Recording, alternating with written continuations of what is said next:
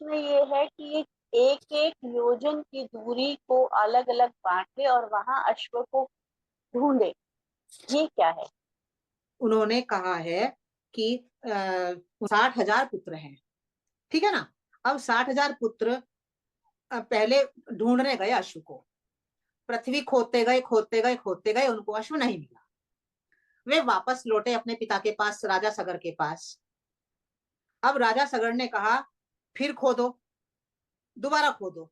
हम भी तो ऐसे कहते हैं ना अपने बच्चों को, अगर कोई बात, अगर कोई काम नहीं होता, दोबारा करो। तो उन्होंने एक निर्देश उनको और दिया, राजा सगर ने।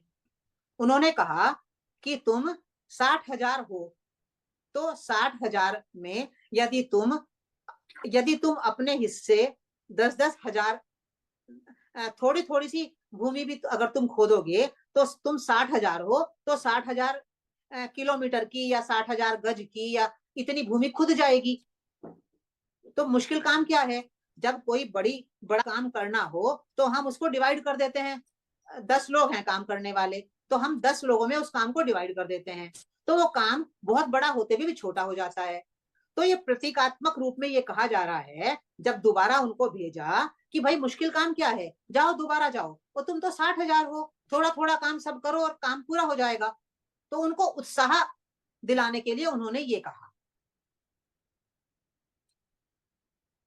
तो प्रतीकात्मक रूप में ये कहा जा रहा है कि यदि हम थोड़ा थोड़ा भी काम करेंगे, थोड़ी थोड़ी भी मेहनत करेंगे, तो एक ना एक दिन अपने अवचेतन मन को पूरी तरह से देखने में समर्थ हो ही जाएंगे।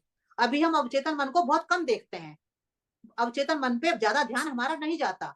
हम दूसरे को दोष देते रहते हैं, क्रोध आया उसके कारण, लोभ आया मेरे भीतर उसके कारण, कामना आई मेरे भीतर उसके कारण, पर हम अपने अवचेतन मन को बहुत ज्यादा नहीं देख पाते, हमारा ध्यान नहीं जा पाता उधर।